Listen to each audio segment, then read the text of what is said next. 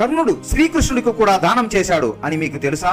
ఒక రోజు కర్ణుడు తలకి నూనె రాసుకుని అభ్యంగన స్నానానికి వెళుతూ ఉండగా కర్ణుడి ఇంటికి వచ్చిన శ్రీకృష్ణుడు వచ్చి రాగానే అక్కడ రత్నాలు పొదిగిన ఓ బంగారపు పాత్రను చూసి అది తనకి కావాలని కర్ణుడిని అడిగాడు. కర్ణుడి కుడి చేతికి నూనె అంటుకుని ఉండడంతో పాత్రను తన ఎడమ చేతితో శ్రీకృష్ణుడికి ఇవ్వబోతుండగా, ఎడమ చేతితో దానం ఇవ్వడం తప్పని నీకు తెలియదా కర్ణ అంటూ శ్రీకృష్ణుడు కర్ణుడిని ప్రశ్నించాడు. దానికి కర్ణుడు బదులిస్తూ, లక్ష్మీదేవి చంచలమైనది, యముడు దయలేని వాడని, తన చేతిని కడుక్కుని వచ్చేలోగా తన ప్రాణాలు ఉంటాయో లేదో ఎవరికి తెలుసు అని, అందుకే తన సంకల్పం మారక ముందే దానం ఇవ్వాలి అనుకుంటున్నాను అని చెప్పడంతో కర్ణుడి వివేకానికి సంతోషించిన శ్రీకృష్ణుడు దానాన్ని స్వీకరించి మనసారా ఆశీర్వదించి కర్ణుడిని ఏదైనా వరం కోరుకోమన్నాడు. దేహి అని అడుక్కోవడం ఎంత కష్టమో, నాస్తి అని లేదని చెప్పడం అంతే కష్టమని, నీచమని, కాబట్టి ఈ జన్మలోనే కాదు ఏ జన్మలోనైనా దేహి నాస్తి అనే పదాలు తన నోటి నుండి రాకూడదని కర్ణుడు శ్రీకృష్ణుడు కోరడంతో శ్రీకృష్ణుడు తదాస్తు అని అన్నాడు. అందరూ జై శ్రీకృష్ణ అని కామెంట్ చేయండి.